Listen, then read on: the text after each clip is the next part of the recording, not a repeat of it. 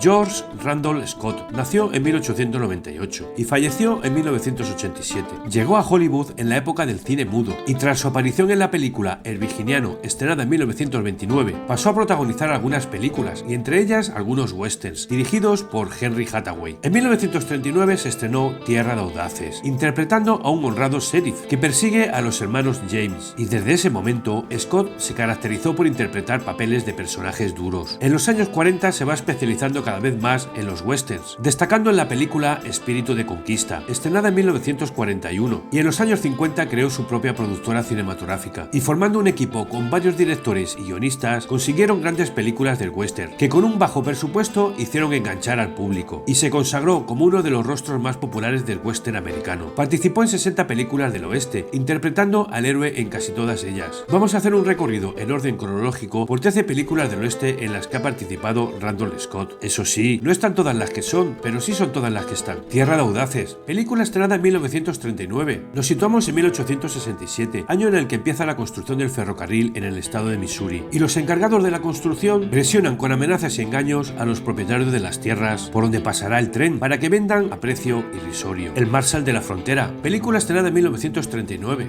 Wyatt Earp acepta convertirse en sheriff para poner orden en la ciudad de Tombstone y trabará amistad con Dodd Holliday, un empedernido jugador de cartas.